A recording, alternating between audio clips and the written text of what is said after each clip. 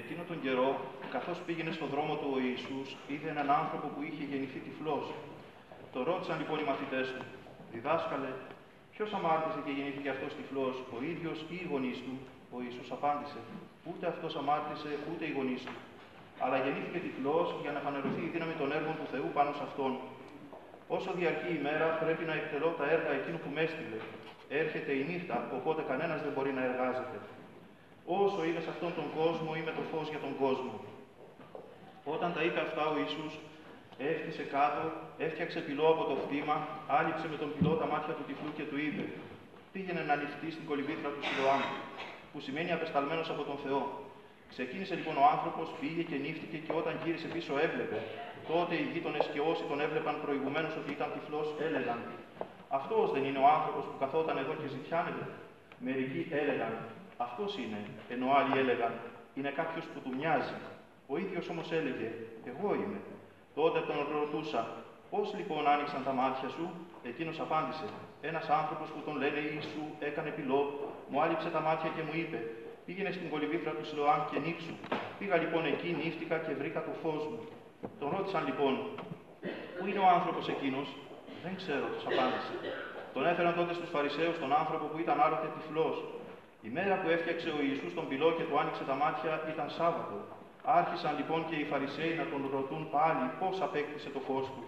Αυτός τους απάντησε: «Έβαλε πάνω στα μάτια μου πυλό, νύφτηκα και βλέπω».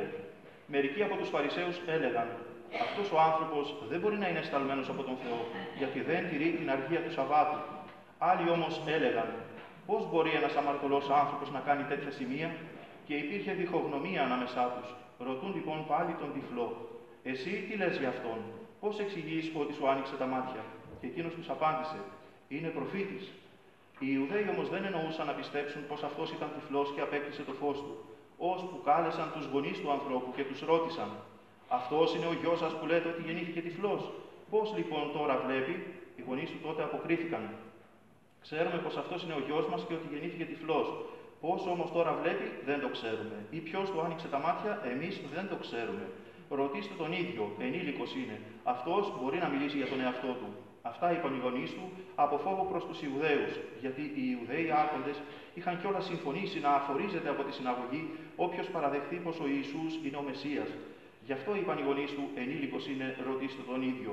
Κάλεσαν λοιπόν για δεύτερη φορά τον άνθρωπο που ήταν πριν τυφλός και του είπαν: «Πες την αλήθεια ενώπιον του Θεού. Εμείς ξέρουμε ότι ο άνθρωπος αυτός είναι αμαρτωλός». Εκείνος τότε τους απάντησε: «Αν είναι αμαρτωλός, δεν το ξέρω. Ένα ξέρω, πως ενώ ήμουν τυφλός, τώρα βλέπω». Τον ρώτησαν πάλι: «Τι σου έκανε, πώς σου άνοιξε τα μάτια?» «Σας το είπα κιόλας», τους αποκρίθηκε, «αλλά δεν πιστήκατε. Γιατί θέλετε να το ξανακούσετε? Μήπως θέλετε κι εσείς να γίνετε μαθητές του?» Τον περιγέλασαν τότε και του είπαν: «Εσύ είσαι μαθητής εκείνου. Εμείς είμαστε μαθητές του Μωυσή. Εμείς ξέρουμε πως ο Θεός μίλησε στον Μωυσή, ενώ γι' αυτόν δεν ξέρουμε την προέλευσή του». Τότε απάντησε ο άνθρωπος και τους είπε: «Εδώ είναι το παράξενο, πως εσείς δεν ξέρετε από πού είναι ο άνθρωπος, κι όμως αυτός μου άνοιξε τα μάτια. Ξέρουμε πως ο Θεός τους αμαρτωλούς δεν τους ακούει, αλλά αν κάποιος τον σέβεται και κάνει το θέλημά του, αυτόν τον ακούει. Από τότε που έγινε ο κόσμος, δεν ακούστηκε να ανοίξει κανείς τα μάτια ενός γεννημένου τυφλού. Αν αυτός δεν ήταν από τον Θεό, δεν θα μπορούσε να κάνει τίποτα. Εσύ είσαι βουτυγμένος στην αμαρτία από τότε που γεννήθηκες», του αποκρίθηκαν, «και κάνεις τον δάσκαλο σε εμάς?» Και τον πέταξαν έξω. Ο Ιησούς έμαθε ότι τον πέταξαν έξω, και όταν τον βρήκε του είπε: «Εσύ πιστεύεις στον Υιό του Θεού?» Εκείνος αποκρίθηκε: «Και ποιος είναι αυτός, Κύριε, για να πιστέψω σε αυτόν?» «Μα τον έχεις κιόλας δει», του είπε ο Ιησούς. «Αυτός που μιλάει τώρα μαζί σου, αυτός είναι». Τότε εκείνος είπε: «Πιστεύω, Κύριε», και τον προσκύνησε. Αγαπητοί εν Χριστώ αδελφοί, το σημερινό Ευαγγελικό Ανάγνωσμα είναι μακροσκελέστατο, ο χρόνος είναι λίγος. Με τον απόλυτο σεβασμό προς τα πρόσωπά σας και με αυστηρή τήρηση του χρονικού ορίου, θα μας επιτρέψετε να σταθούμε σε μερικά μονοκέρια σημεία του σημερινού Ευαγγελίου, σε μερικές φράσεις, κλειδιά, παρότι δεν υπάρχει ούτε μία λέξη, ούτε ένα γιώτα που μπορεί να παραθεωρείται, και φυσικά και δεν παραθεωρείται, γιατί αυτά είναι ρήματα ζωής αιωνίου, είναι οχήματα που μας κουβαλούν στην αιωνιότητα. Άλλωστε, ο πατήρ αγαθάγγελος, ο αγαθός σας άγγελος που σας δόθηκε άνωθεν και υπηρετεί με την ιερατική του διακονία την σωτηρία σας και κηρύττει ανελιπώς και λεπτομερώς αναλυτικότατα επί σειρά ετών τον λόγο του Κυρίου, σας έχει αναλύσει και το συγκεκριμένο Ευαγγέλιο αρκετές φορές. Αναμφίβολα, το θέμα του σημερινού Ευαγγελίου είναι ένα θαύμα και μάλιστα με έναν εντυπωσιακό τρόπο. Ο Κύριος μας με πυλό ανοίγει τα μάτια ενός ευγενετής τυφλού και όπως ο ίδιος ο τυφλός ομολογεί ενώπιον των Φαρισαίων, δεν ξανακούστηκε κάτι τέτοιο εις τον αιώνα. Αυτό είναι που τραβά σαν μαγνήτης το ενδιαφέρον. Και ήδη αναφέραμε κάτι που είναι ανεπίτρεπτο, δηλαδή αναφέραμε τη λέξη εντυπωσιακό. Είναι σαν να ξεχνούμε ότι το θαύμα δεν γίνεται για εντυπωσιασμό. Δεν είναι τυχαίο το γεγονός ότι οι Ευαγγελιστές αποφεύγουν συστηματικά τη χρήση θαύμα, της λέξης θαύμα, και χρησιμοποιούν άλλες λέξεις ακριβώς γιατί συνδέεται με το θάμπομα. Και το θαύμα δεν γίνεται για να θαμπώσει ο Θεός τον άνθρωπο. Δεν είναι ένα φακυρικό, επιτρέψτε μου, δεν είναι ένα μαγικό, αλλά είναι κάτι άλλο. Είναι η επίσκεψη του παντοδύναμου Θεού στον αδύναμο άνθρωπο και γίνεται μέσω μιας σχέσης. Και μάλιστα μιας σχέσης ακριβής, μιας σχέσης υψηλού επίπεδου, μιας σχέσης εμπιστοσύνης, πίστεως και αγάπης. Και έχει ως σκοπό και ως αποτέλεσμα τίποτα άλλο παρά μόνο την σωτηρία του ανθρώπου, την θεραπεία της ψυχής και του σώματός του.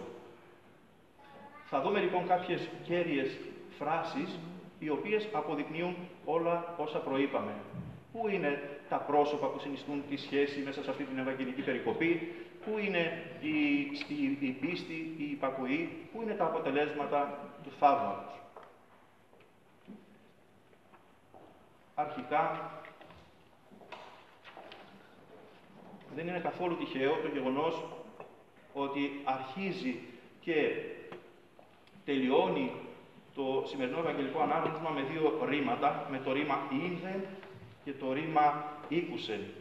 Αυτό το ζεύγος ρημάτων δηλώνει ότι είμαστε πάντοτε υπό την εποπτεία του Θεού, ότι ο Θεός και βλέπει και ακούει τον καθένα από εμάς. Δεν παραβλέπει και δεν παρακούει κανέναν. Είδε λοιπόν στάθηκε ο Κύριος μας σε αυτόν τον τυφλό ζητιάνο, δεν τον προσπέρασε όπως ο ιερέας και ο Λεβίτης της παραβολής του Καλού Σαμαρίτη που λέει το Ευαγγέλιο «Ιδών αντιπαρήλθε». Ο Κύριος μας λοιπόν στέκεται. Στέκεται μπροστά του και με πυλό, όπως προείπαμε, με πυλό ανοίγει τα μάτια. Αυτό σίγουρα παραπέμπει στην δημιουργία, στον τρόπο της δημιουργίας. Είναι δηλαδή απόδειξη της παντοδυναμίας αλλά και της δημιουργικότητας του Θεού. Ο απεσταλμένος, ο κατεξοχήν απεσταλμένος του Θεού, ο Κύριος Ιησούς Χριστός, ο μονογενής Υιός και Λόγος του Θεού, δίπλα στην κολυβήθρα του Σιλοάμ, που σημαίνει απεσταλμένος και ακριβώς τον Κύριό μας συμβόλιζε, κάνει αυτό το θαύμα. Πού είναι λοιπόν τα πρόσωπα του θαύματος? Ακριβώς πριν να θαυματουργήσει ο Κύριος μας, αναφέρει ο Ιερός Ευαγγελιστής, είπε «Εγώ όσο είμαι στον κόσμο, λέει, είμαι το φως του κόσμου». Αυτή δεν είναι τίποτα άλλο, αγαπητοί μου, παρά η σύσταση του Θεού. Έρχεται ο Θεός και συστήνεται και λέει «Εγώ είμαι το φως του κόσμου». Και το λέει με έναν τρόπο όχι υποτιμητικό, όχι περιφρονητικό, όχι για να κομπλεξάρει τον άνθρωπο, αλλά το λέει γλυκά. Δηλαδή, εγώ είμαι το φως, δεν μπορεί να πει κάτι άλλο, αφού αυτό είναι. Εγώ είμαι το φως και είμαι εδώ για σένα, άνθρωπε. Είμαι εδώ για σας που με χρειάζεστε. Είμαι αυτό ακριβώς που χρειάζεστε. Εγώ είμαι, λέγει ο Θεός.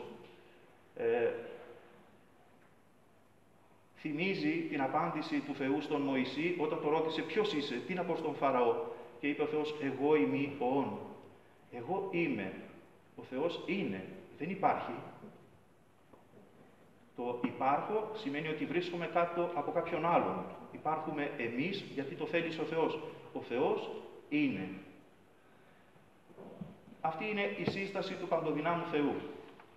Πού είναι όμως το άλλο πρόσωπο? Ο τυφλός είναι το άλλο πρόσωπο. Υπάρχει μέσα στο Ευαγγέλιο αυτό σύσταση του τυφλού, βεβαίως. Είναι και αυτή σε ανύποπτο χρόνο. Ανύποπτος χρόνος σημαίνει εκεί που δεν το περιμένουμε. Όχι όταν μας παίρνουν τα φώτα της δημοσιότητας και είμαστε φτιασιδωμένοι, αλλά σε χρόνο που δεν το περιμένουμε. Εκεί λοιπόν ο τυφλός που έγινε καλά, όταν οι γείτονες και οι άλλοι που τον ήξεραν αναρωτιούνται είναι ή δεν είναι αυτός. Αυτός λοιπόν ομολογεί. Εγώ είμαι. Ο πρώτερον τυφλός, ο καθήμενος και προσετών. Δηλαδή, με ταπείνωση ομολογεί την πρώτερη κατάστασή του. Οι περισσότεροι από εμάς τι θα έκαναν σε αυτή την κατάσταση, σε αυτή την περίπτωση? Θα έσπευδαν να αποχαρακτηριστούν. Δηλαδή, θα πηγαίναμε να πληθούμε, να ξυριστούμε, να αλλάξουμε χτένισμα, να βάλουμε κανένα κουστούμι, να μην μας γνωρίζουν ότι ήμασταν εμείς οι ζητιάνοι και τυφλοί, αφού τώρα μπορούμε να αλλάξουμε κατάσταση. Αυτός όμως δεν σπέβδει να κάνει κάτι τέτοιο, αλλά με ταπείνωση ομολογεί εγώ είμαι. Να λοιπόν και το άλλο πρόσωπο. Είναι δηλαδή, αγαπητοί μου, σαν να έχουμε χειραψία, επιτρέψτε μου να πω, του παντοδυνάμου Θεού με τον αδύναμο άνθρωπο. Συστήνονται και οι δύο. Έρχεται ο Θεός και λέει, εγώ είμαι το φως του κόσμου. Αλλά μη φοβάσαι. Δεν έρχομαι για να σε συντρίψω, άνθρωπε, έρχομαι για να σε φωτίσω. Και μάλιστα, εδώ αξίζει, νομίζω, να επισημάνουμε και κάτι άλλο, ότι αφού ο Θεός ομολογεί για τον εαυτό του, ότι ο Χριστός ομολογεί για τον εαυτό του ότι είναι το φως του κόσμου, όταν δίνει το φως, τι δίνει ο Χριστός? Μήπως δίνει κάτι έξω από Αυτόν? Μήπως δίνει απλά ένα ακριβό δώρο? Μήπως δίνει, επιτρέψτε μου να πω, ένα αναμνηστικό, ένα ενθύμιο, ένα φυλαχτό? Όχι, αλλά δίνει τον ίδιο του τον εαυτό. Τον ίδιο του τον εαυτό. Όπως ακριβώς ακούμε και θα ακούσουμε σε λίγο και από το στόμα του ιερέως τα ιδρυτικά, συστατικά λόγια του μυστηρίου της Θείας Ευχαριστίας, λάβετε, φάγετε και πίετε. Όταν ο Χριστός μας δίνει το σώμα Του και το αίμα Του, όταν μας κάνει μεταμόσχευση του σώματός Του και μετάγγιση του αίματός Του, τι δίνει? Δίνει κάτι μόνο από Αυτόν. Δίνει τον ίδιο Του τον εαυτό. Αυτή λοιπόν είναι η σύσταση του Θεού. Και από την άλλη μεριά, ο αδύναμος άνθρωπος έρχεται με ταπείνωση να ομολογήσει, ο τυφλός, τι να ομολογήσει? Να ομολογήσει ότι εγώ είμαι, Κύριε, αυτός που ήμουνα τυφλός, και έχει σημασία ότι το επισημαίνει, το λέει αυτό μετά την θεραπεία του. Και αυτός που καθόμουν και ζητιάνευα. Αυτή λοιπόν είναι η σχέση. Πάνω σε αυτή τη σχέση γίνεται το θαύμα. Είπαμε όμως ότι πρέπει να υπάρχει και το στοιχείο της πίστης και της εμπιστοσύνης και της υπακοής. Υπάρχουν αυτά τα στοιχεία στο σημερινό Ευαγγελικό Ανάγνωσμα? Αναμφίβολα ναι. Γιατί ο Κύριος μας δεν ολοκληρώνει αυτό το θαύμα μόνος Του με αυτόν τον εντυπωσιακό τρόπο, δηλαδή με τον πυλό, αλλά δίνει στον τυφλό και μία εντολή. Του λέει δηλαδή να πάει να ανοιχτεί στην κολυμβήθρα του Σιλοάμ. Αυτό που κάνει ο Κύριος είναι τα αδύνατα για μας τους ανθρώπους. Τα αδύνατα παρά ανθρώπης, δυνατά παρά το Θεό εστί. Αυτό που θέλει από τον άνθρωπο είναι πολύ πολύ εύκολο. Είναι αυτό που μπορεί να κάνει ο άνθρωπος, αλλά πρέπει να το κάνει. Αυτό που δίνει ο Κύριος είναι εντολή, δεν είναι διαταγή. Δεν διατάζει ο Κύριος. Αλλά είναι στο χέρι του ανθρώπου να το κάνει ή να μην το κάνει. Αυτό όμως είναι ενδεικτικό της πίστης. Και η πίστη αποδεικνύεται όχι με λόγια, αλλά αποδεικνύεται με την υπακοή, με έργα. Και το αποτέλεσμα αυτής της υπακοής είναι η θεραπεία του ανθρώπου. Η θεραπεία του σημερινού τυφλού δεν είναι μόνο ότι άνοιξαν τα σωματικά του μάτια, αλλά όπως χαρακτηριστικά λένε οι ερμηνευτές, οι Άγιοι της Εκκλησίας μας, λένε αυτός, λέει, πρικίστηκε πλέον, επιβραβεύτηκε με 2 ζευγάρια μάτια. Δηλαδή, εκτός από τα μάτια του σώματός του, έγιναν καλά, θεραπεύτηκαν και τα μάτια της ψυχής του. Και θα δούμε παρακάτω εν συντομία, με τις πιο ενδεικτικές φράσεις, το τι ακριβώς σημαίνει αυτή η θεραπεία της ψυχής του. Στην κυριολεξία, ο τυφλός θεολογεί στη συνέχεια. Δηλαδή, αφού καλείται ξανά και ξανά να δώσει λόγο, ουσιαστικά είναι ανακρίσεις αυτές οι οποίες του γίνονται και στις οποίες υφίσταται και διώξεις. Κοροϊδεύεται, στο τέλος τον βγάζουν έξω, το κάνουν από συνάγωγο. Ο τυφλός λοιπόν θεολογεί. Αυτό είναι το αποτέλεσμα της φώτισης του Κυρίου. Ο Χριστός μας δηλαδή φωτίζει τον τυφλό και ο τυφλός με τη σειρά του γίνεται ένας κήρυκας του Χριστού μας, ένας, επιτρέψτε μου να πω, ένας ευαγγελιστής, ένας θεολόγος, ένας απόστολος προς τους Φαρισαίους. Προσπαθεί να τους ανοίξει τα μάτια, να τους φωτίσει, αλλά αυτοί δεν δέχονται.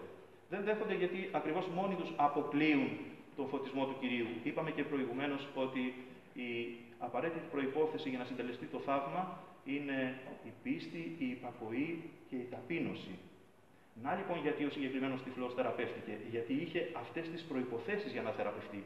Γιατί δέχθηκε την επίσκεψη του Κυρίου μας και αποκόμισε από αυτήν τα σωτήρια ελέη. Εάν ο άνθρωπος δεν έχει αυτές τις προϋποθέσεις, η χάρις του Κυρίου μένει ανενεργή. Σέβεται ο Κύριος την ελευθερία μας. Πάμε να δούμε λοιπόν πού θεολογεί ο τυφλός. Πρώτα απ' όλα, όταν προσπαθούν να του πούν ότι αυτός που σου άνοιξε τα μάτια είναι αμαρτωλός.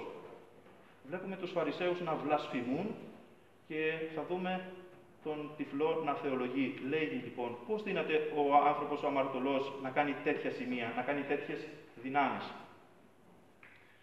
Στη συνέχεια λέει ότι όταν το ρωτούν τι γνώμη έχεις για αυτόν τον άνθρωπο, τι μπορεί να είναι αυτός, τους λέει ότι είναι προφήτης. Λέει ότι είναι προφήτης γιατί μέχρι εκεί έφταναν οι δυνατότητές του. Δεν έχει ακόμα συντελεστεί η πνευματική του θεραπεία, θα συντελεστεί αργότερα όταν τον επισκεφτεί ο Κύριος για δεύτερη φορά.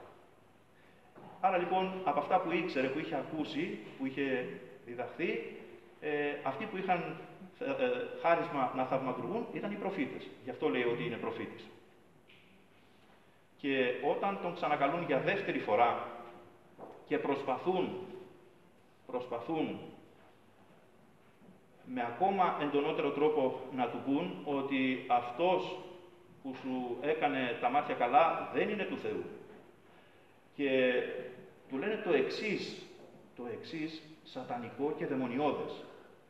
Δώσε, λέει, δόξα στον Θεό, αλλά αυτός που σου έκανε καλά τα μάτια, αυτός δεν είναι του Θεού. Αυτό, αγαπητοί μου, επιτρέψτε μου, δεν είναι τίποτα άλλο παρά το ίδιο ξαναζεσταμένο φαγητό, δηλητηριώδες, το οποίο χρησιμοποιεί ξανά και ξανά ο απαρχής ανθρωποκτόνος διάβολος διαμέσου όλων των αιρέσεων όλων των αιώνων. Δηλαδή, να πλανήσει τον άνθρωπο απομακρύνοντάς του από την πίστη στην θεότητα του Χριστού. Εάν όμως ο άνθρωπος δεν πιστεύσει στον Κύριό μας Ιησού Χριστό, δεν πιστεύει σε τίποτε. Δεν πιστεύει στον Θεό, όπως ισχυρίζονται οι αιρετικοί. Εκεί λοιπόν ο τυφλός, ο πρώην τυφλός, λέει πώς δύναται, πώς μπορεί ο άνθρωπος, ο αμαρτωλός να κάνει τέτοια σημεία. Και λέει ουκ είδα αν είναι αμαρτωλός, εν είδα.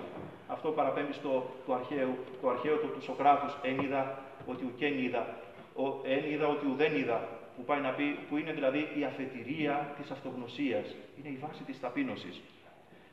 Με τη φώτιση του Χριστού λοιπόν, ο τυφλός τι κάνει, προσπαθεί να απεμπλακεί από τις θεωρητικές βλασφημίες, τις σύντρικες, τις δολοπλοκίες, τις παγίδες που του στείνουν οι Φαρισαίοι και μετακινεί το πράγμα από την θεωρία στην πράξη. Δηλαδή λέει, αφήστε τα αυτά.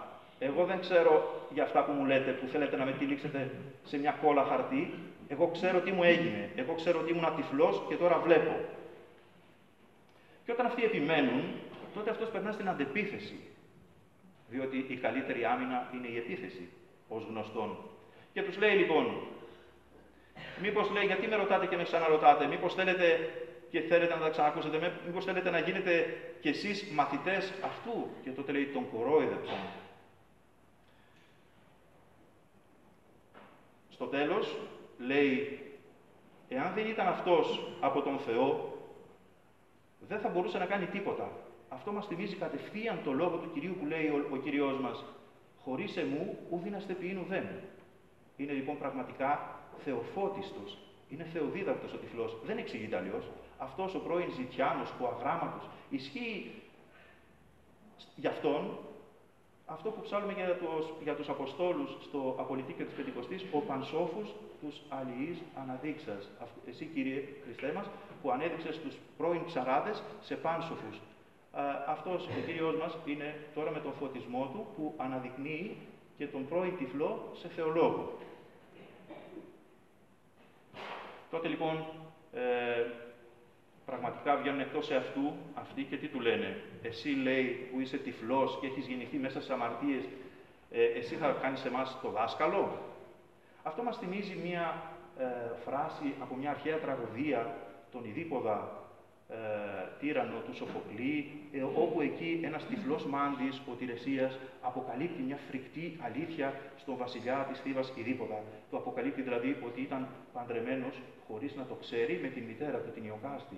Και τότε ο Ιδίποδας βγαίνει εκτός εαυτού και αρχίζει να βρίζει τον μάντη γιατί είναι τυφλός. Και αυτός του λέει: εγώ μπορεί να είμαι τυφλός στα μάτια, τα σαρκικά, αυτό ούτως ή άλλως δεν είναι δική μου ευθύνη.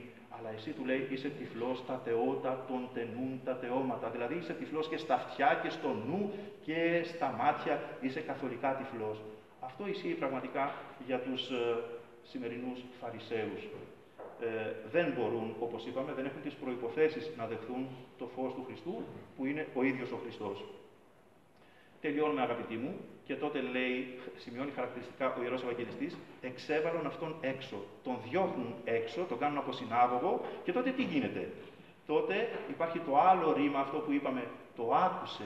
Τότε λοιπόν άκουσε ο Κύριος μας ότι τον έβγαλαν έξω και πήγε και τον βρήκε και του είπε.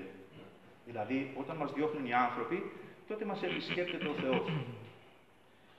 Μας απολύουν οι άνθρωποι, μας προσλαμβάνει ο Θεός. Δεν χωρούν άλλα λόγια. Και του λέει λοιπόν ο Κυριός μας, εσύ πιστεύεις εις τον Υιόν του Θεού. Εδώ είναι που ολοκληρώνεται, θα λέγαμε, η πνευματική του θεραπεία. Γιατί ολοκληρώνεται η αποκάλυψη του Κυρίου μας Ιησού Χριστού σε Αυτόν. Απαντά ο τυφλός, ποιος είναι, Κύριε, για να πιστέψω? Και αυτή του η απάντηση είναι επίσης ειλικρινής. Λέει δηλαδή πολύ απλά, δεν γνωρίζω, δεν ξέρω. Είναι απλή και είναι καλοδιάθετη. Δηλαδή, πες μου να μάθω να πιστέψω. Και του είπε ο Κυριός μας, και τον είδες, του υπενθυμίζει το θαύμα, δηλαδή εσύ τον είδες, σαρκωμένο τον Υιό του Θεού, με σάρκα. Και ο λαλών μετά σου, και εδώ είναι ακριβώς η ίδια φράση που είπε την προηγούμενη Κυριακή και στην Σαμαρίτιδα, και αυτός που σου μιλάει, εκείνος είναι, αυτός είναι ο Υιός του Θεού. Και απάντησε ο πρώην τυφλός, πιστεύω, Κύριε, και προσεκίνησε και τον προσκύνησε. Τελειώνουμε με την υπενθύμηση του κοντακίου της σημερινής ημέρας, το οποίο λέει, είναι υπενθύμηση για την πνευματική αδυναμία του καθενός μας. Και λέει, σε σένα, Χριστέ, που είσαι το φως το υπέρλαμπρο, έρχομαι ανάπηρος εγώ στα μάτια της ψυχής, όπως ο τυφλός ευγενετής. Και με τη σμετάνια στην κραυγή σου φωνάζω, «Συ είσαι το φως των εσκοτισμένων, το υπέρλαμπρον». Αμήν. Μακάρι να φωτιστούμε και εμείς στα μάτια της ψυχής. Αμήν.